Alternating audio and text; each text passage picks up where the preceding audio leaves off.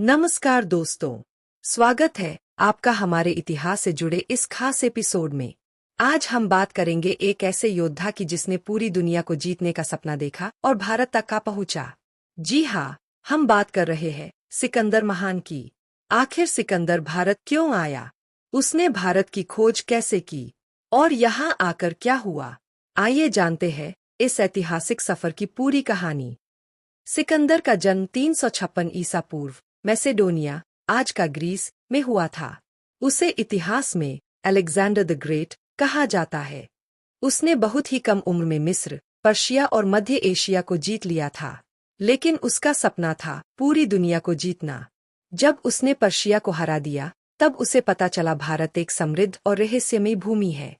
उसे भारत के धन, ज्ञान और संस्कृति के बारे में सुनकर बहुत आकर्षण हुआ। यही नहीं, उसे लगता था कि अगर उसने भारत जीत लिया तो वह सचमुच विश्व विजेता कहलाएगा। 326 ईसा पूर्व में सिकंदर ने अपनी विशाल सेना के साथ भारत में प्रवेश किया। वह पंजाब के रास्ते भारत में आया, जहां उसकी पहली भिड़ंत हुई राजा पौरव से, जिन्हें हम राजा पोरस के नाम से जानते हैं। यह लड़ाई झेलम नदी के किनारे हुई, जिसे हाइडेस्पीज की लड़ाई कहा जाता है। राजा पोरस ने वीरता से युद्ध किया, लेकिन अंततः उन्हें पराजय का सामना करना पड़ा। युद्ध के बाद जब सिकंदर ने पोरस से पूछा, तुम्हारे साथ कैसा व्यवहार किया जाए, पोरस ने उत्तर दिया, जैसा एक राजा दूसरे राजा के साथ करता है। सिकंदर उनके इस आत्मसम्मान और बहादुरी से इतना प्रभावित हुआ कि उसने न सिर्फ पोरस को माफ किया, बल्कि उसका राज्य भी लौटा दिया। भारत में आगे बढ़ने की योजना थी, लेकिन सिकंदर की सेना थक चुकी थी। वह भारतीय जंगलों, बारिश और युद्धों से परेशान हो चुकी थी। अंततः सिकंदर को वापसी का निर्णय लेना पड़ा। वह बचे हुए जीवन में वापस बाबुल चला गया, जहां कुछ वर्षों बाद उसकी मृत्यु हो गई। सिकंदर का भारत आना सिर्फ एक सैन्य अभियान नहीं था।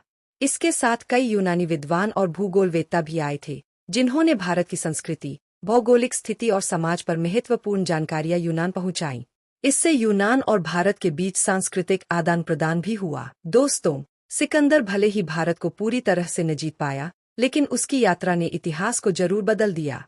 उसकी साहसिकता, नेतृत्व और भारत से टकराव एक महान कहानी बन चुकी है।